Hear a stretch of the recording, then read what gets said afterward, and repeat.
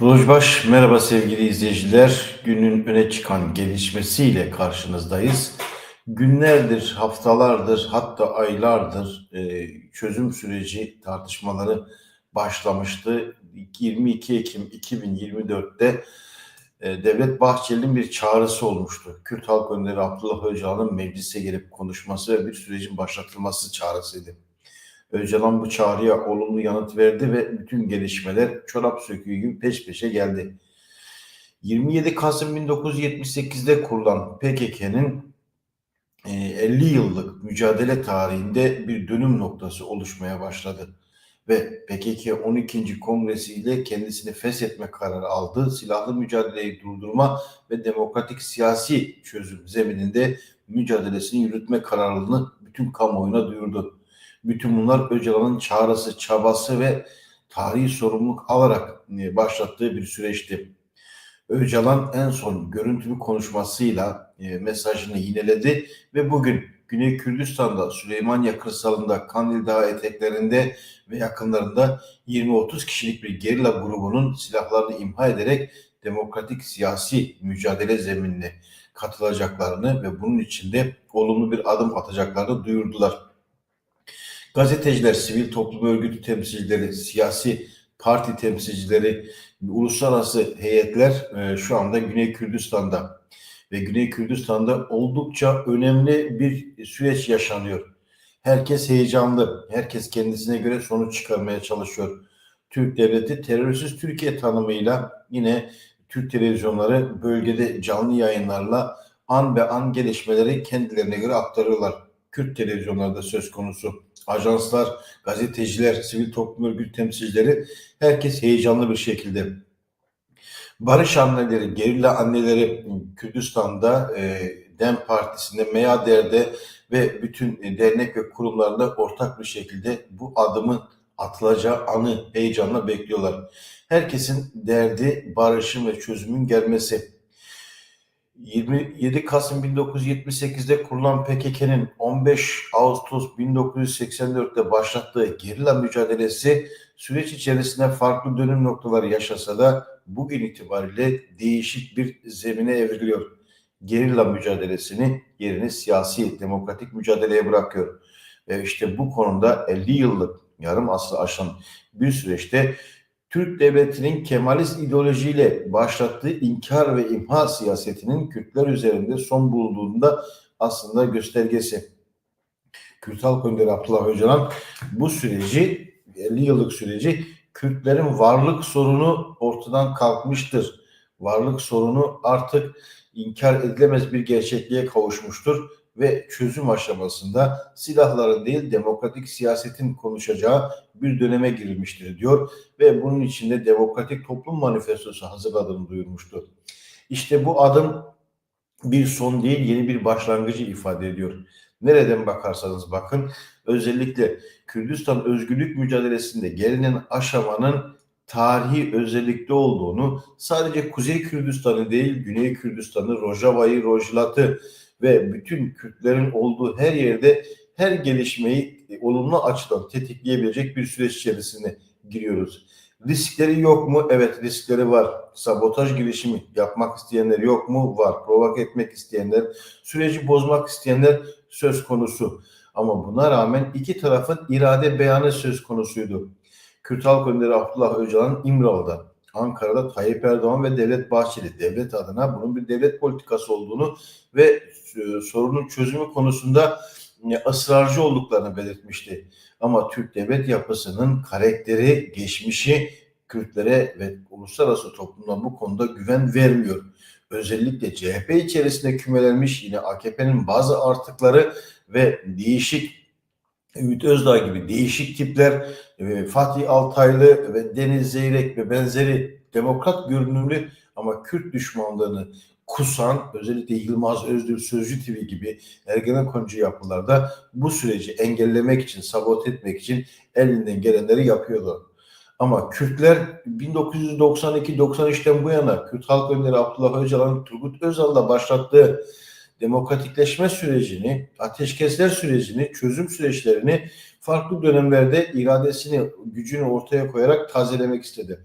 Ama her seferinde Türk Devleti'nin parçalı yapısı, kendi içindeki iktidar savaşları ve dış dinamiklerinde etkisiyle süreçler bozuldu. Bazen suikastlerle, bazen karanlık eylemlerle, provokasyonlarla, sivillerin katledilmesiyle süreç çok farklı boyutlara ulaştı. Çok kanlı bir savaştı. Kürt tarafından on binlerce genç, yaşlı, gazeteci, siyasetçi, gerilla, sivil katledildi. Aynı zamanda Türk ordusundan da on binlerce kayıp söz konusu.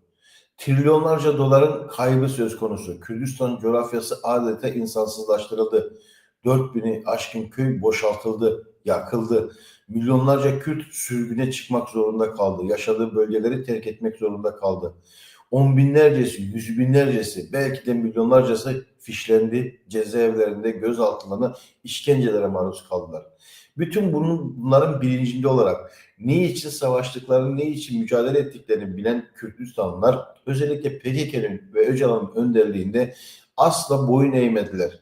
Siyasi partileri kapatıldı, milletvekilleri, başkanları tutuklandı, gazeteleri bombalandı, gazete dağıtımcıları katledildi.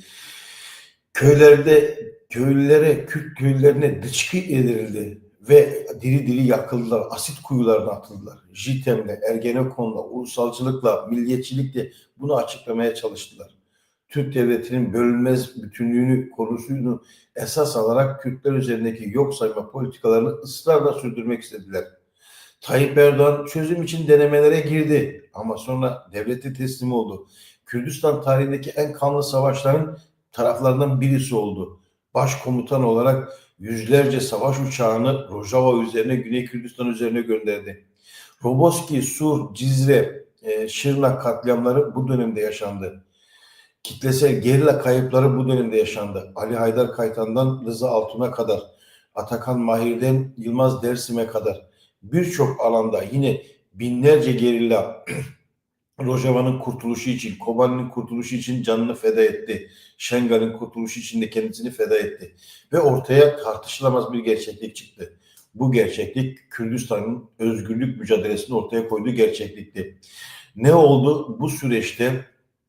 Bu süreçte Kürdistan kendi varlığını güçlü bir şekilde ortaya koydu. Bugün bölgede tartışmasız bir şekilde Kürtler bölgenin değişim dinamiği temel aktörü haline geldi. Suriye'de, Irak'ta, İran'da ve Türkiye'de ve bir bütün olarak Orta Doğu'da Orta Doğu siyasetine yön verecek, gelişmelere yön verecek temel aktör oldular. İran, Türkiye, Suriye ve Irak yönetimleri öncesinde ve sonrasında Kürtleri kendisine ittifak etmek için politikalarını, anti-Kürt politikalarını değiştirmek zorunda kaldılar. Bütün bunlar Kürt Özgürlük Hareketi'nin ortaya koyduğu mücadele gerçeği ve attığı adımlarla, hamlelerle gerçekleşti. Ve Türk Devleti artık Kürtleri yenemeyeceğini, askeri olarak yenemeyeceğini anladı. Kürtler de verdikleri bedeller, ödedikleri bedeller ve ortaya koyduğu mücadele gerçeğiyle bir noktaya geldiler. Askeri olarak savaşın kendisini tekrar ettiği gerçeği ve bunun siyasal zeminde artık Kürdistan özgürlük mücadelesinin demokratik siyaset ölçüleri içerisinde kendisini ifade edebileceğini ve kurumsallaştıracağını gördüler. Ve şu anda Kürdistan'da bu tartışılıyor. Anneler işte ekran başındalar ve tarihi çözüm adımı için herkes heyecanla. Çocuklarını yitiren anneler acılarını hafifletmek için, dağlarda çocukları olan anneler çocuklarına kavuşabilmek için, anneler, babalar, çocuklar, dedeler, yaşlılar, gençler herkes heyecanla bekliyor. Tabii Kürtlerin tarihsel bir öfkesi var. Kürtlerin tarihsel intikam duygusu söz konusu. Bunun nedeni belli.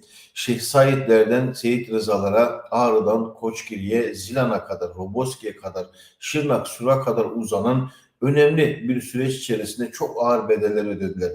Bunun kolay unutulması söz konusu olamaz. Bu ödenen bedeller üzerine inşa edilen Kürdistan özgürlük gerçekliği, Kürt halk gerçekliği işte şimdi tarihi bir adımla tarihsel bir dönüşüme, demokratik dönüşümle, siyasetle yine kendi mücadelesini farklı bir zeminde, kulvarda sürdürmek istiyor. İşte daha dün Rojava'da işler yolunda giderken ABD'nin arıza çıkarması, birdenbire HTŞ'ye, IŞİD kökenli yapıyı destekleyip Rojava'nın özellik istemeyeceğini, Suriye'nin bölünme bütünlüğü meselesinde aynı 1990'larda 80'lerde Türkiye'ye giydirdiği gömleği Suriye'ye giydirmek istiyor. Kürtlerin ittifak arayışları ve Kürtlerle ittifak müttefik olmak isteyen bölgesel güçler de bu adım karşısında yeni adımlarla belki de süreci zorlayabilirler. Ama irade beyanı, iki tarafın, Türklerin ve Kürtlerin irade beyanı şu anda durumun normal, stabilize olabileceği bir süreç içerisine götürüyor. Hala riskler var çünkü anayasal, yasal ve demokratik zemin hala Türkiye'de geçerliliğini korumuş değil. Türkiye'de Kürt düşmanlığını hala sürdürmek isteyen gazeteler, siyasi partiler, şahsiyetler ve kurumlar söz konusu. Bu provokasyonlara açık ve kapalı bir şekilde sürdürmek istiyorlar. Dolayısıyla meselenin özü şu anda barış ve demokratik çözüm konusunda Kürtlerin atacağı adımlar. Bakın bugün gazete manşetlerinde, Türk gazete manşetlerinde öne çıkan başlıklara bakın. Silahlar böyle bırakılacak, Hürriyet, Beştepe'de sürpriz zirve, Tayyip Erdoğan ve Devlet Bahçeli. Erdoğan barış sözünü tuttu diyor Sabah gazetesi.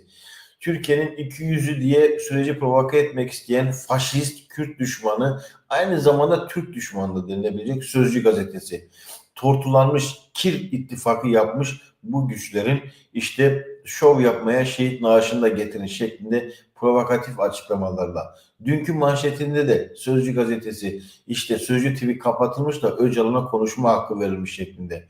Peki 26 yıldır Öcalan tecrit altındayken sen konuşurken durum normal miydi? İşte bunların Kürt düşmanlığını, Nefes yine Kemalistlerin toplandığı demokrat görünümlü, Kürtleri sadece kendilerine siyasette adım atmak için, AKP'yi geriletmek için payanda olarak kullanmak isteyen bir güruhun sesi. Cumhuriyet hala tek yürek, tek devletle kendisini sürdürmeye çalışıyor. Türk Gün, MHP'nin gazetesi tarihi gün olarak manşeti çekmiş. Ve Yeni Şafak, Türkiye Gazetesi, Karar Gazetesi AKP'nin muhaliflerinden oluşuyor. Hayırlı Cuma ve Tayyip Erdoğan'ı bu konuyla ilgili ilk defa manşete çıkartıyor. Olumlu bir noktada. Yeni Şafak Gazetesi meseleyi CHP'nin üzerine kurmuş ve yüz dönüşüp bir konu düşünüp bir konuşacağız. Beştepe'deki sürpriz buluşma Milliyet'in manşetlerinde. Dolayısıyla durum daha farklı bir noktaya gidiyor. Ve Aydınlık Gazetesi bu son günlerde nötr bir hal almış. PKK bugün silah bırakacak, farklı spekülasyonlara girmiyor. Evrensel ve Bir Gün gazeteleri, solcu gazeteler hiçbir şekilde bu süreci bir noktada kendi manşetlerine taşımış değil. Herkesin kuyruk acısı farklı, herkesin hesabı farklı, herkesin bu süreç içerisinde ortaya koyduğu siyasal performans ve ahlaki değer ölçüleri farklılaşmış durumda. Oysa durum çok daha farklı. Bu annelerin beklentilerini karşılayabilecek, bu heyecanını giderebilecek bir süreç yaşıyoruz. Durumun birçok açıdan hızlı gelişmeleri içerdiği ama aynı zamanda provokasyonlara vesile olabileceğini görmekte fayda var. Şimdi durumun hangi noktada cereyan ettiğini isterseniz bölgedeki gazetecilerin ne yazıp çizdiğine, sosyal medyada ve televizyonda ne yazıp çizdiğine bakalım. Oradaki son bilgiler nelerdir? Fırat Haber Ajansı an ve an gelişmeleri izliyor. Demokratik Bölgeler Partisi, HDP DEM Parti heyeti tören alanına ulaştı diyor. Gerilan'ın açıklama yapacağı alana ulaştı diyor. Ve Süleymaniye heyeti de alana ulaştı diyor. Birçok gazeteci söz konusu. Uluslararası delegasyon tören alanına hareket etti ve onlar da tören alanına ulaştı. Dolayısıyla şu anda gelişmeler oldukça yoğun bir ivme kazanmış durumda. Bu gelişmelerin önümüzdeki süreç içerisinde nelere vesile olacağını daha da net bir şekilde göreceğiz. Cumartesi gününde Tayyip Erdoğan Kızılcahamam'da partisine hitap edecek ve partilere hitap ederken de önemli bir mesaj verecek. bu konuyla ilgili de beklentiler söz konusu. Tayyip Erdoğan Devlet Bahçeli ile görüştü. Muhtemelen Kürtleri ikna edebilecek somut bir adımdan bahsediliyor. Mezopotamya Ajansı törenin adresi Şikefte Casene şeklinde Kandil Dağı eteklerindeki o sarp dar vadileri gösteren bir fotoğrafa yer vermiş. Tarihin değiştiği ana yolculuk. Bütün bunlar ve Yeşil Sol Parti eş genel başkanı Asena yeni bir mücadele süreci başlıyor. Birçok açıdan birçok açıdan durum farklı noktalara işaret edecek gelişmeler çok hızlı bir şekilde kendisini gösterecek. Dikkat çekici gelişmeler var. Bu arada Yiğit Bulut yaşamını yitirmiş Tayyip Erdoğan'ın baş danışmanı. Enteresan. Fahrettin Altun basın enformasyon başkanlığından alındı. Görevi değişti. Bütün bu süreçler Kürt-Türk ilişkileri, tabii Yiğit Bulut'un ölüm haberini sadece haber olarak görüyorum ama çok da makul bir insan değildi. Yaşadığı zamanlar içerisinde AKP'nin totaliter rejime geçmesi konusunda bayağı bir emek sarf etmişti. Kürt düşmanlığı onda da belirgin bir şekilde vardı. Çok fazla bir şey söyleyemiyoruz. Dolayısıyla şu anda heyet yerine ulaştığı gelişmeler hızlı bir şekilde devam ediyor. Bölgeyi izleyen gazetecilerin yazdıkları, çizdikleri, söyledikleri, alandan söyledikleri oldukça önemliydi. Bu süreç içerisinde özellikle siyasette çok farklı matematik oluşacak. Yani Türk siyasi yapısı, haritası değişecek. Kürtlerin siyasal mücadelesi, demokratik mücadelesi sadece Kuzey Kürdistan, Türkiye'de değil birçok alanda farklı ivme kazanarak kendisini gösterecek.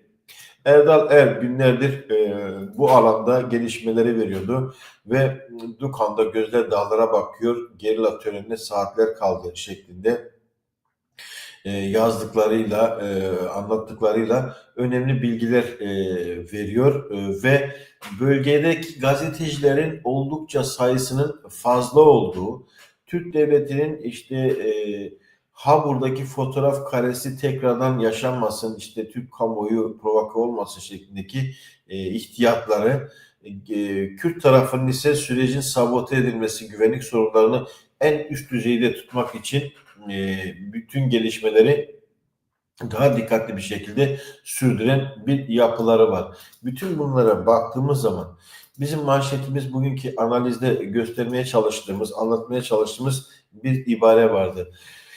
Bu süreci sabote etmek isteyen güçler söz konusuydu. Bu süreci sabote etmek isteyenler Sözcü gazetesinde palazlanmış, birikmiş tortu, zekaya sahip Yılmaz Özdil'den daha değişik isimlere kadar Kürt düşmanlığı yapanlar vardı.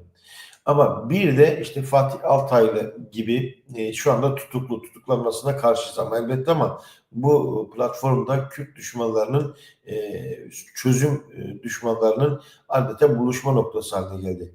AKP'ye muhaliflik yaparak kendilerini demokrat gibi gösteren ama Kürtler söz konusu olduğunda da AKP'den daha beter Kürt düşmanlığı yapan bir zihniyetin medyada, Türk medyasında yer aldığını biliyoruz. AKP medyası için de bu geçerli. Hala bu meseleyi çok daha farklı ele almaya çalışan, Kürtleri terörize etmeye çalışan, üstten bakan, egemen bir bakış açısı, ırkçı bir bakış açısı onlarda da söz konusu. Ama Ümit Özdağ gibi, demokrat görünümlü Deniz Zeyrek gibi, zaman zaman Kürtler üzerindeki gelişmelerde uzman gibi görünen ama Kürt düşmanlığı yapan özel savaş aparatları sürekli söz konusuydu. Ama tarih şunu gösterdi. Kürtler eğilip bükülmedi. Dostunu da düşmanını da çok iyi bir şekilde biliyorlar. Şu anda uluslararası alanda Kürt meselesi, PKK yine bir numaralı gündem. Türkiye'de PKK yine bir numaralı gündem. Hatırlayacaksınız, onlarca genelkurmay başkanı, bir düzine başbakan, bir düzineye yakın cumhurbaşkanı Türk siyasi tarihinde geldi geçti. Herkes bu bahar PKK bitecek, bu yıl PKK bitecek şeklinde açıklamalar yapıyorlardı.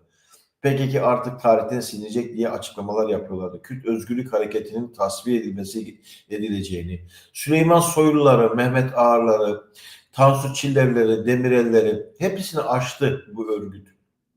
Özgürlük Hareketi. Hepsi tarihin e, çöp sepetinde olmasa da diplerinde yerini aldı. Ama Kürt Özgürlük Hareketi her hamlesiyle, her hareketiyle kendi kazanımlarını ortaya çıkardıkça ve yine Türkiye'nin de, Kürdistan'ın da, Orta Doğu'nun da bugün dünyanın da temel gündem maddelerinden bir tanesi ve nasıl herkesin ilgi alanı.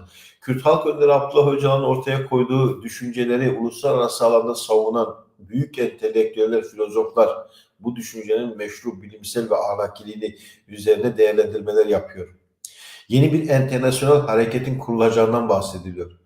Uluslararası güçler PKK'yı terör örgütü olarak tanımlamasına rağmen PKK'nın attığı adımların Rojava'da, Kobani'de, Şengal'de, Rakka'da gösterdiği performans, ödediği bedeller, ortaya çıkardığı sonuçlar insanlığın ortak değerleri haline geldi. Sadece bu mu? Kürt Halk Hareketi'nin ortaya çıkardığı kadın özgürlük mücadelesinin her alanda aynı Fransız devriminin eşitlik, özgürlük, kardeşlik sloganları gibi bugün küresel düzeyde Jinjiyan Azadi sloganlarıyla bütün kadınlar heyecanlandıran, özgürlük taleplerini haykıran bir sloganın da sahibi yine Kürt Özgürlük Hareketi'ydi. Dolayısıyla İran'da, Irak'ta, Suriye'de ve Türkiye'de demokratik değişimin yeni bir dünyanın, yeni bir siyasal sistemin mümkün olduğunu gösteren bir yapıya kavuştu. Bütün bunları bütünlüklü bir şekilde ele aldığımızda tabii ki hatalar, eksiklikler yok mu? Tabii ki bu sürecin farklı yönleri yok mu? Bütün bunlara baktığımız zaman daha değişik noktalarda yeni bir durumu yaşandığını rahatlıkla söyleyebiliriz. Bütün bu gelişmelerin eşiğinde bu sabah programında bazı gelişmeleri Güney Kürdistan'daki gelişmelere beraber okumakta fayda var. Atlamamak gerekiyor. Ve ve düşünün şu anda silahların imha etme töreni başladı. Sahadaki kaynaklara göre bazı geriler şu anda silahlarını imha ediyor. Şu an itibariyle bu bilgiler PKK'ye yakın kaynaklar, gerilere yakın kaynaklardan gelen bilgiler. Geriler şu anda birazdan da büyük ihtimalle tören bittikten sonra banttan o görüntüler izlenecek. Ama burada dikkatimizi çekmek istediğim nokta şu. Şu bilgiyi verelim. Silahların imha etme töreni başladı. Bu bilgiyi sizlerle paylaşalım. Ama başka bir boyut daha var. Gazeteci soruyor. Şu çok güzel bir görüntü. Bu görüntüyü aslında Suriye'de var. Mazlum Abdi röportaj veriyor. Bir gazeteciye röportaj veriyor. Jolani ile yaptığı görüşmede Jolani'nin söyledikleri silah bırakma meselesi ve aslında çok önemli bir ayrıntı. Mazlum Abdi bakın neler söylüyor. Ona bir bakalım. Hemen şu başlığı çekersem daha rahat göreceksiniz. Gazeteci soruyor, Jolani istiyor, silahları bırakacak mısınız diye. Mazlum Abdi bakın neler söylüyor. Heval Mazlum ez gelekî kêfxweş te îro wexta xwe ji me re dît hatin bihevre em îro hatine vê derê li Rojava ji bo em pisyara bikin û ez dibêjim wexteka gelekî mihîm e ji Sûriyê jî lê hema ji Başûr û Rojhilat re jî em dîna xwe didinê her kesî qala Damaskus jî dike û Elşara lê hema em gereke vî jî gereke ne ji bîra kirine 2014 hatin vê derê gava ferman li me rabû û me bi çavê xwe dî we texsîr nekir û rabûn gava daş kete her derê û ya ferman li me rabû li me êziya ez weke keçika êzî Kurdatî em pir kêfxweş em îro li vê derê ne vî tiştî gelekî girind dibînim îja me qala silaha jî kir tedî Tirkiye jî aliyekî de ye cihadê jî aliyekî dinê de ne Elşara jî gişî dibêjin bira Kurda silahê xwe deynin tu vî hûnî çawa dibînî Mesela خدين yapacak. Çok Yani وڵاتێکی ئەولاییە وێ نەبێ استقرار نەبێ ئارامی نەبێ و بە تایبەت لە سووریەدا دەبێ ڕەوشێدا نەممکنە اگر براستی وقت هوالا جی گوتن اگر آشتی چه بود دموکراسی چه بود دنگ همو گلان هاته بهیستن مافی همو گلا هاته ناسکرین او دم zaten پیوستی silah heramamne. Çok güzel bir soruya çok güzel bir yanıt. Colani istiyor silahlarınızı bırakacak mısınız diye. YPJ komutanına dönüyorum Mazlum Abdi. Silahlarınızı bırakacak mısınız?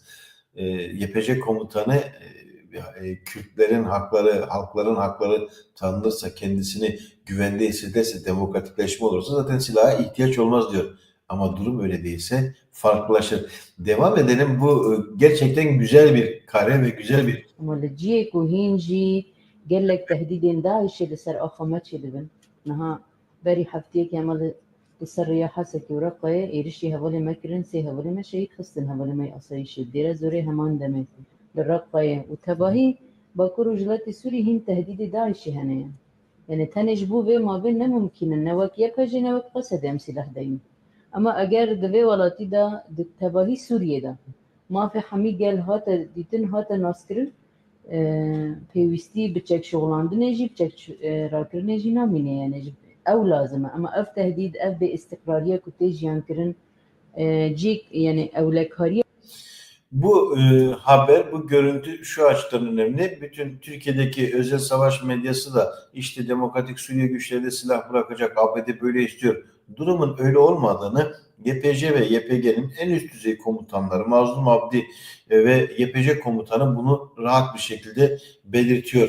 Çok açık bir şekilde belirtiyor. Yani silah bırakmanın şu anda PKK'li gerillaların, HPG'li gerillaların demokratik çözüme şans tanıması, olumlu sürecin açılması, Öcalan'ın çağrılarına dikkat çekmek için böylesi bir adımı atıyorlar ve Türkiye bunu istediği gibi yorumlamaya çalışıyor, istediği gibi sunmaya çalışıyor ama durumun gerçekliği ya da hakikati Öcalan ifade etmişti. Mesele devletin atacağı adımlarla ya da değişik yönlerle değil, bu süreç kendi minvalinde devam edecek ve gelişmeleri artık demokratik siyaset odaklı olarak okumak gerektiğini, buna göre mevzilenmesi gerektiğini ama tabii ki varlık meselesi garantiye alındı. Ama bu varlık meselesini yani Kürt varlığının üzerine tehditler söz konusu olursa Kürt Özgürlük Hareketi geçmişte olduğu gibi yine bugün de kendisini ya da daha sonra da kendisini savunacak, öz savunmasını pratik faaliyete geçirecek. Bu konuyla ilgili herhangi bir şüphe söz konusu değil. Ama en önemli nokta ne? En önemli nokta bugün birçok alanda bu gelişmeler işte çok dikkatli bir şekilde izleniyor. Rojava'ya yansıma biçimi hakikaten oldukça önemli bir nokta. Rojava'ya yansıma biçimi. Rojava'ya yansıma biçimi hemen bu süreçte olumlu gelişmeler olunca işte Tom Barak'ın ABD'nin Suriye temsilcisi ve Türkiye Büyükelçisi 10 gün önce sürekli Sykes-Picot anlaşmasının ortadan kalktığını, Lozan'ı, işte Kürtlerin federatif bir yapıya sahip olması gerektiğini savunurken şimdi birdenbire HTŞ'yi esas alıp işte tek Suriye devleti, federasyona gerek yok ve benzeri bu konuda Kürtlerin çok ciddi bir tepkisi söz konusu. Rojava'da, Kuzeydoğu Suriye'de 35 siyasi parti oluşum ABD'nin Suriye özel temsilcisi Thomas Barak'ın açıklamalarına tepki gösterdi. Bütün bu açıklamalar şunu gösteriyor. Yani ABD'nin Suriye özel temsilcisinin son açıklamaları Kürtlerde ve Suriye'yi aslında istikrarlı bir hale sokmuyor. İşte Deir ez-Zor'da Demokratik Suriye güçlerinin yüksek hazırlık seviyesi ve dikkat çekici bir hareketliği var. Yoğun eğitim ve saha tecrübesine sahip Demokratik Suriye güçleri şu anda tatbikatlar, operasyonlarla DAEŞ tehlikesini geriletmeye çalışıyorlar. Yani şöyle bütünlüklü barış ve çözüm için tarihi gelişmeler var.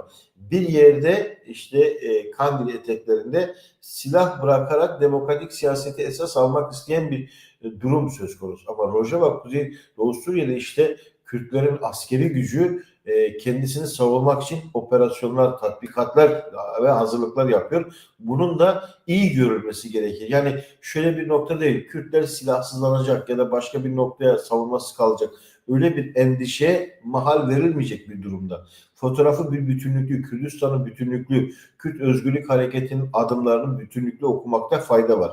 Bu bir yeri gösterip tehdit etmek değil. Havuç sopa politikasının Kürtler tarafından yürürlüğe sokulduğu bir şey değil. Ama Kürtler tehdit olduğu yerde bu şekilde kendisini savunacak. Demokratik siyaset alanı olduğu yerde de kitlesel halk gücüyle kendilerini savunabilecekler. Dolayısıyla meseleye bir bütünlüklü bakmakta fayda var. Rojava ile beraber, Rojhat'la beraber, Başur'la beraber Kürt askeri kuvvetlerinin hala mücadelede bulunması gerekiyor. Gerçekten kimse yanlış hesap peşinde olmasın. Kürtler bu konuda gerektiğinde masaya yumruğunu vuracak bir güce, kudrete de sahiptir. Bunların iyi görülmesi gerekiyor. Belirttiğim gibi şu anda özellikle sosyal medyada paylaşımlar söz konusu ve dolayısıyla Öcalan'ın üzerine hala e, Türk medyasında, sosyal medyada karalama kampanyaları söz konusu ve bu meseleyi farklı göstermeye çalışan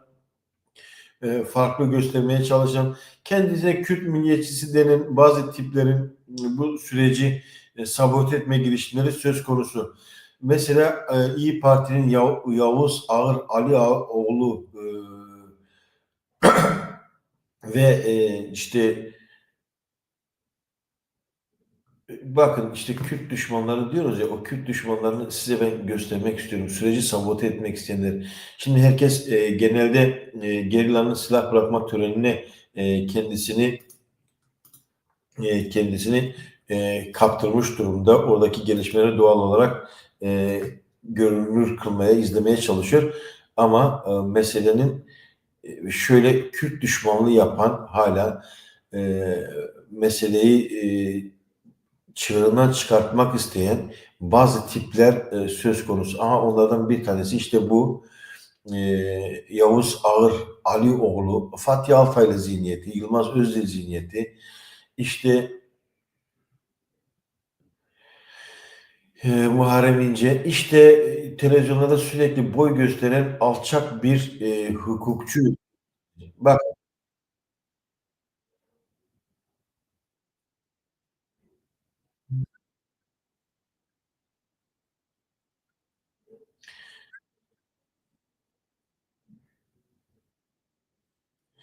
bu şerefsiz alçak Ercan neydi ismi? Geri zekalının ismini Ersan Şen bütün televizyon programlarında her pozisyonda kendisini gösteren ama şimdi boşluğa düştü. İşte biraz önce onun konuşmasını ekranlarınıza getirmeye çalışıyordum. Şimdi bakın bu tipe. Bölme iradesiyle hareket eden bir bölücü yapılanmanın kurucusu. O 12 askerim için üzgünmüş. Yüzünü görmek istemiyorum, sesini duymak istemiyorum. Onun kurduğu terör örgütü yüzünden, bölücü yapılanma yüzünden ben o 12 genci oraya şehit verdim. Bakın alçakça konuşmasına bakın. Alçakça konuşmasına bakın. Bu tipler bu sürecin bu tiplerle gitmeyeceğini işte TGRT'de konuşuyor. Yeni konuşmuş. Dolayısıyla AKP'nin bu çözüm istiyorsa, barış istiyorsa öyle Kürtlere bu yönü düşmanlık yapan tiplerin e, böyle konuşması artık suç. Çünkü çatışmanın son bulması, barış, demokratikleşme kendisini ifade edebilir, karşı olabilir. Ama bu tür hakaretlerle, bu tür dillerle bu sürecin gitmeyeceğini çok iyi bilmesi gerekiyor. Çok öküz bir adam, çok aptal bir adam. Anayasa profesörü gibi görünür. Ama siz bakmayın profesör olduğuna. Açın yakın tarihin bütün medya kayıtlarına hangi dönemde ne olay olmuşsa göçük, deprem, asayiş, magazin her türlü olayda yorum yapan bilirkişi gibi davranan, kendisini Türkiye'nin Cumhurbaşkanı adayı gibi görünen, Fethullahçıların zamanında Fethullahçılarla, Kemalistlerle, AKP'lilerle sürekli böyle bir medya maymunu profesör, işte böylesi bir düşmanlıkla, yani 12 askerin sahibiymiş. Yaşam kalitesi oldukça yüksek. Televizyonlara parayla çıkan, kendisini bütün davalardan para kazanan, para kazanmak için de ahlakın hiçbir şey. Aynı bazı askeri uzmanlar gibi bunların da böyle bir nokta şeysi var. Dolayısıyla bu meselede bu öylesi aptallarla, böylesi çürük kafalarla meseleyi tartışmak da zor. Anayasa hukuk profesörü de olsa işte mesela Fahrettin Altun'un zihniyeti, medyadaki Kürt düşmanlığını körükledi ve tarihi günlerin olduğu bir süreçte kızağa alındı. Fahrettin Altun Tayyip Erdoğan'ın basın enformasyon başkanıydı. Sosyal medya üzerinde her açıdan şimdi meseleye bütünlüklü baktığı zaman Kürt meselesinin doğru yaklaşmayan, ahlaki yaklaşmayan, sahici yaklaşmayan her siyasal aktör, her aydın gibi görünenler yutulur. Bakın Kürt meselesine doğru yaklaşanlar Türkiye'nin hafızasında yer alır. Kürtlerin hafızasında yer alır.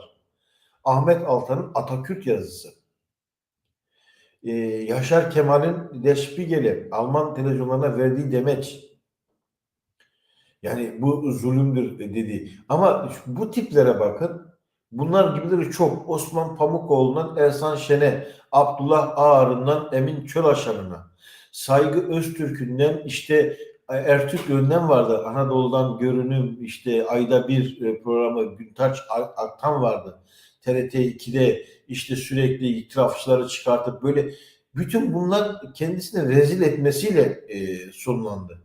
Ama Kürt siyasal hareketini, Kürt halk hareketini, Kürt özgürlük hareketini, Kürtlerin mücadelesine doğru bir perspektiften bakan, ahlaki bir perspektiften bakan kesimler böylesi bir sonuca ulaşmadılar. Bakın dimdik duran Eren Keskin, insan hakları savunucusu, Ercan Kanar ve benzeri o ekol sürekli ezilenlerin yanında onlar saygı gören bir pozisyonda. Bunlar da şu anda işte iktidara yakın gibi görünüp onun borazanlığını yapan ama iktidarın politikasını değiştirirse bunlar ne yapacaklar? Ve Fethullah Gülencileri zamanında işte onların fideliğinde işte öne çıkartılıyorlardı. Kürt düşmanlığı yapıyorlardı. AKP şimdi bu politikasından taktik olarak vazgeçse bile boşluğa düşecekler. İşsiz kalacaklar. Dolayısıyla kendisini başkasına satmayı esas alacaklar. Sürecin doğru işleyebilmesi için provokasyonlar, sabotaj girişimleri bu tür yapılar üzerinden, bu tür kişiler üzerinden geliyor. Azımsanacak değiller ama ciddiye alınacak ölçüde de değiller. Dolayısıyla bütün bunların bir araya alındığında şöyle bir fotoğraf var işte Abdullah Öcalan'ın tarih konuşmasını Kürdistan'ın diğer parçalarında böyle. Ama Zafer Partisi mesela hala böyle bir yayında yapıyor. Dolayısıyla işte şehit yakını paylaşımı yok bilmem başka paylaşımı ve dolayısıyla meseleyi çok daha değişik bir noktaya ulaştırmaya çalışan ve bu meseleyi çok değişik bir hala CHP içerisinde işte Sözcü gazetesinde CHP içerisinde AKP'nin basınında bu tipler Kürt düşmanlığı yaparak süreci sabote etmeye çalışarak sürecin doğru anlaşılması ve tartışılmasının önünde de engeller. Yani Kürt Halk Önderi Abdullah Öcalan'ın 26 yıl sonra görüntülü mesajına böyle zıvanadan çıkmış profesör gibi görünen aslında yani hayvanlara hakaret olur. Hiç herhangi bir hayvana benzetmek gereksiz. Dolayısıyla böylesi bir kendini kaybetmişlikle, kafayı sallayarak, kendisini salarak Timsah gözü. tipe bakın. Biz kimin ne üzgün olup olmadığını biliyoruz, takip ediyoruz. Aptal bir Sadece devletimizi takip ediyoruz. Diyoruz ki hata yapmayın. Bu konuda bu milletten izin mi alındı? Hayır. Hukuki altyapısı mı var? Yok. Hukuk devletinde böyle 7 dakikalık video kim çekti? Nasıl çekti? Neye göre verdi? Biz hukuk devletiyiz. Bunun hukuki dayanağı ne? Hangi kanunda yazıyor? Nasıl? O zaman yarın bir gün Hayvanlara başka bir hakaret terör örgütünün ediyorlar. lideri veyahut da organize suç örgütü lideri ben de örgütümü dağıtmak istiyorum derse ona da bu izni verecek miyiz? Böyle bir şey var mı? Ya avukat giremez cep telefonuyla içeri. Hadi girsin. Ceza infaz kurumundan içeri. Hiçbir şey sokamaz.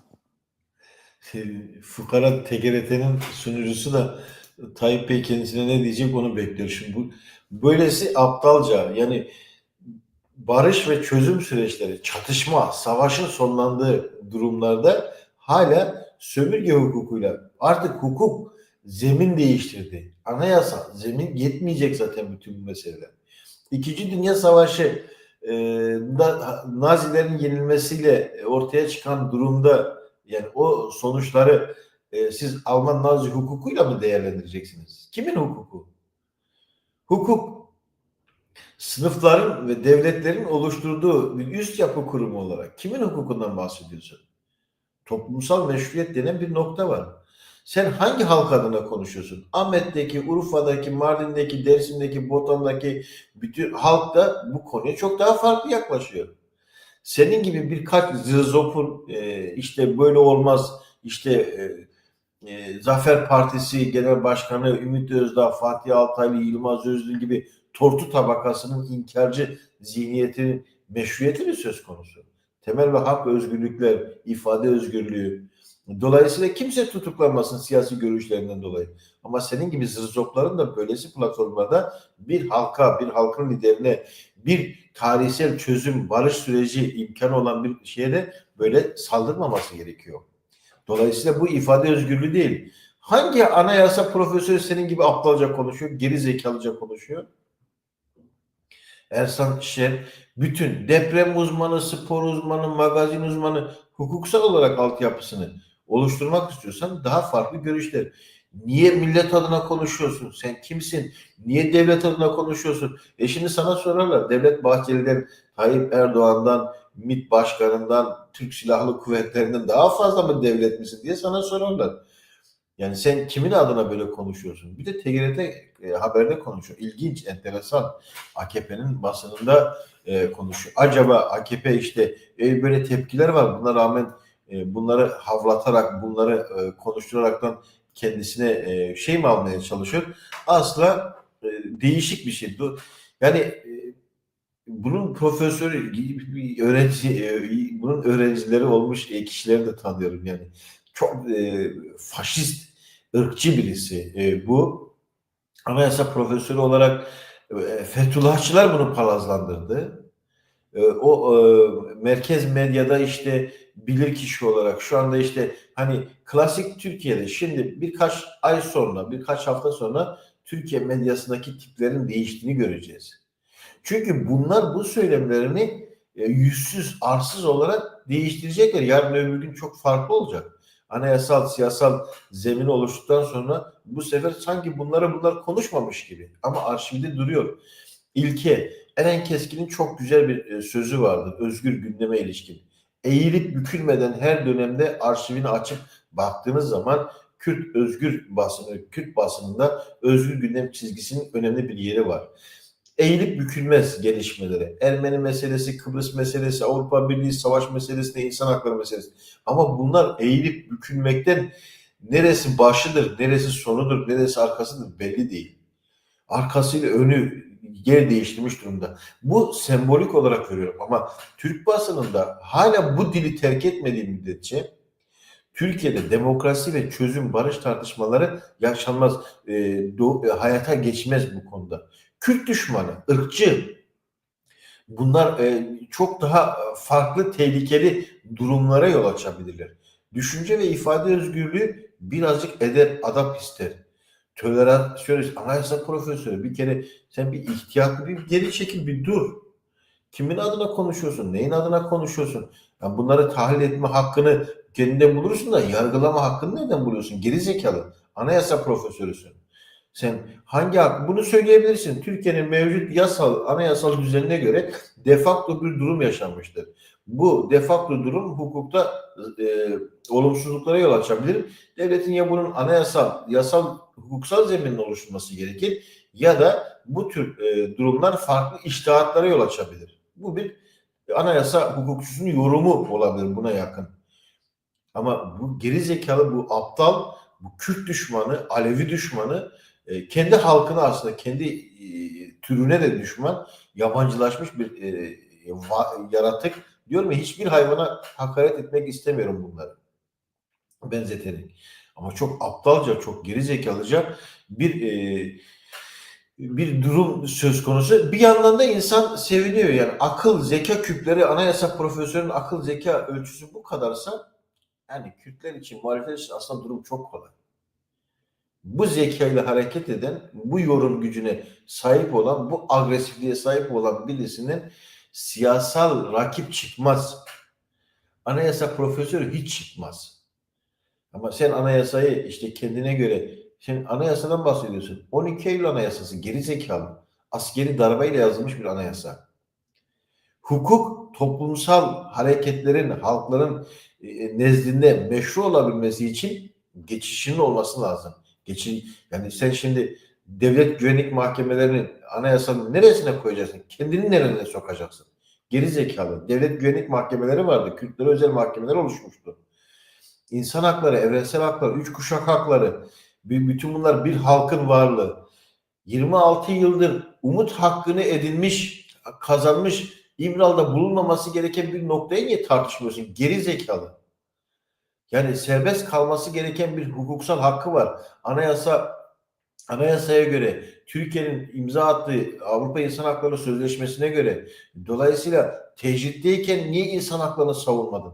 Geri zekalı 26 yıl boyunca bu tecrit doğru değil, avukatlara yasaktı, ailesine yasaktı, bütün kendini ifade etme gücüne sahip değildi. Senin bu meseleyi böyle ele alıp konuşmanı dolayısıyla bunlara kalmışsa gerçekten Türkiye'deki üniversitelerin yetiştirdiği tipler doğru söylüyorsunuz. Anayasa buna kaldıysa bu anayasanın da hali değil. Bu diyorum ya aslında sevindirici bir nokta. Yani hani düşman olarak tanımlasan da, rakip olarak da tanımlasan da, entelektüel zeka düzeyi olarak da tanımlasan da ölçü bu. Geri zekalı. Bir tutarlılık olmalı. Anayasa profesörüsün sen. O zaman diyeceksin kardeşim Öcalan suçlu olabilir ama onun hakları var. Suçlu olarak tutuklu olabilir. Tutukluluğunda hakları var. 20 yıl boyunca mutlak tecritte tutuldu. Bu insan haklarına aykırı demiş olsaydı şimdi söylediğinin bir anlamı olurdu. Ama sen öyle 12 asker bilmem senin baban oğlu mu? Geri zekalı. Madem öyleyse sen bir güne bir gün savaş sahasında bulundun mu öyle? Sen kendini komutan mı hissediyorsun diye sorarlar. Bunu rahatlıkla söylerim. Yani şimdi ortam boş bulmuş gibi sağa sola işte düşmanlık yapıyorlar. Bütün bunları hepsini iyi bir şekilde görmek gerekiyor. Bunun farkında olmak gerekiyor. Kuşkusuz önemli adımlar atılıyor. Tarihi sonuçlar yaratacak. Doğruysa Kürt Halk Önderi Abdullah Öcalan'ın mesela özgürlüğü konusunda Öcalan karizmatik siyasi bir lider, tarihsel bir duruşla bireysel özgürlükle toplumsal özgürlüğün bağını kurdu. Yani bireyin özgürlüğünün önemi olmadığını, toplumsal özgürlükle. Şimdi bu anayasa profesörünün bu kadar kafası çalışıyor mu? Yani bütün bunlar işte aslında bir kompleksten kaynaklı, kompleksten kaynaklı ve Barış ve Demokratik Toplum grubunun beklenen açıklaması geldi. Hemen onu sizlerle paylaşalım. O açıklamanın detayı geldi. Onu hemen sizlerle paylaşalım. Demokratik Barış Toplum çok heyecanlı bir yayın oldu. Hemen belirtiyoruz. Barış ve Demokratik Toplum Grubu bundan sonra özgürlük, demokrasi, sosyalizm mücadelemiz, demokratik siyaset ve hukuk yöntemiyle yürümek amacıyla demokratik entegrasyon yasalarının çıkarılması temelinde silahlarımızı özgür irademizle imha ediyoruz şeklinde bir açıklama başlığıyla kendisini duyurdu. Şimdi önemli bir nokta son dakika gelişmesi olarak bunu sizlerle paylaşalım. Bu arada son dakika gelişmesini tekrar edeyim. Barış ve Demokratik Toplum Grubu silahlarımızı özgür irademizle imha ediyoruz. Bundan sonra özgürlük, demokrasi ve sosyalizm mücadelemizi demokratik siyaset ve hukuk yöntemiyle yürütmek amacıyla demokratik entegrasyon yasalarının çıkarılması temelinde silahlarımızı özgür irademizle imha ediyoruz. Gerilla silahlarını imha etti. Demokratik değişim sürecine ivme kazandırmak üzere oluşan Barış Demokratik Grubu olarak burada bulunan tarihi ve demokratik eylemimize tanıklık eden herkesi saygıyla selamlıyoruz. Kürt varlığına yönelik inkar ve imha amaçlı saldırılara karşı savaşmak amacıyla farklı tarihlerde PKK'ya katılmış ve silah kuşanıp farklı bölgelerde mücadele etmiş biz kadın ve erkek özgürlük savaşçıları bugün buraya Kürt Halk Önderi Abdullah Öcalan'ın 19 Haziran 2025 günü açıklamasında dile getirdiği çağrıya cevap olarak buraya geldik. Gelişimiz aynı zamanda Önder Abdullah Öcalan'ın 27 Şubat 2025 günü açıkladığı Barış ve Demokratik Toplum Çağrısı 5-7 Mayıs günlerinde yapılan PKK 12. Kongre kararı temelindedir.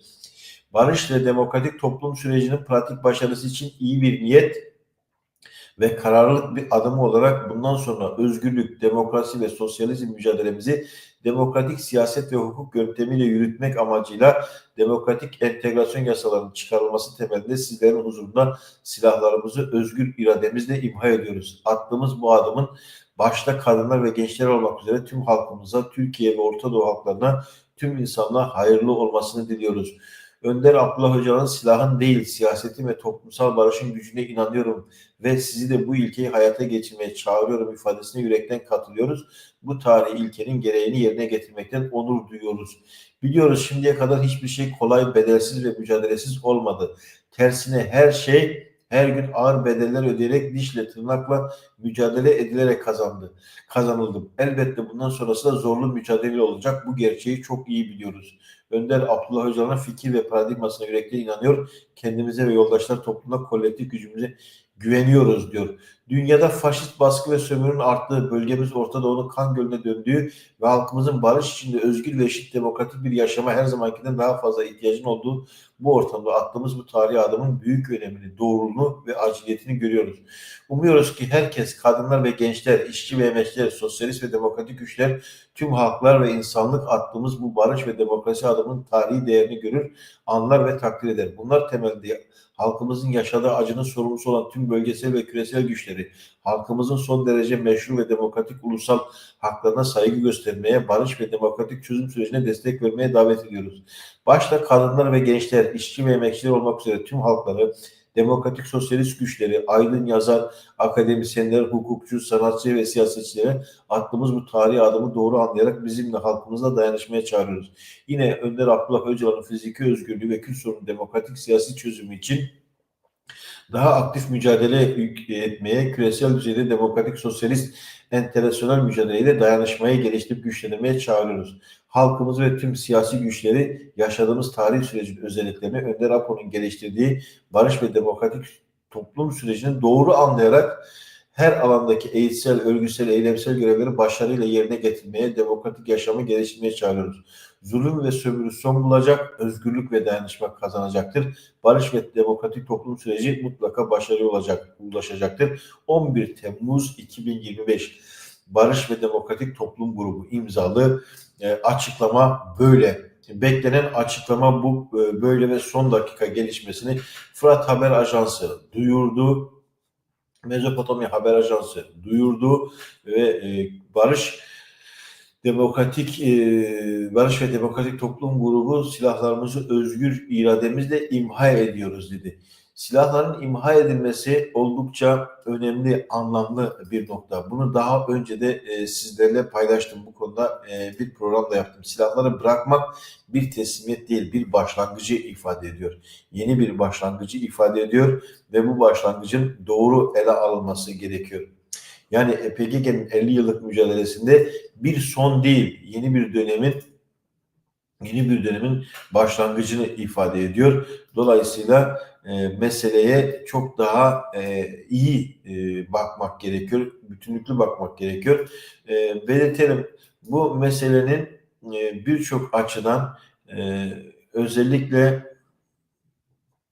Kürt sorununun çözümü konusunda, Kuzey Kürdistan ve Türkiye'deki Kürt sorunun çözümü konusunda çok daha değişik bir durum yaşanıyor. Bütün bu meselelere baktığımız zaman, şu anda uluslararası alanda işte isterseniz hemen bir şu anda durum ne? Bütün alanlarda, YouTube kanallarında, televizyon kanallarında bu mesele tartışılıyor. Gruptan açıklama PKK silah bırakıyor, Habertürk'ten TV100'e kadar birçok alanda herkes bu konuyla ilgili e, gündemini gündemini oluşturmuş durumda. Yayınlar bu minval üzerinde devam ediyor. Bütün televizyon kanallarına dikkat edin. İşte bu sürecin gelişimi üzerine herkes kendine göre tanıklık ediyor, bir şeyler söylüyor. Dolayısıyla durum bu. Birazdan bu törenin görüntüleri, tarihi görüntüler yayınlanacak ve o tarihi görüntüler yayınlandığında da çok farklı yorumlar tabii ki olacak ama PKK'nin bu meseleye yine yani tarihe büyük bir iz bırakacak bir adım attı. Bu mesele çok daha farklı yönleriyle tartışacak, etkisi büyük olacak. Birazdan o görüntü, bu konuşma metni, tören ve silahların imha görüntüsü yayınlanacak. Tayyip Erdoğan ve Devlet Bahçeli bir görüşme yapmışlardı. O görüşmeden nasıl bir sonuç çıkacak, Kızılcahamam'daki konuşmasında da Tayyip Erdoğan bu gelişmeye istinaden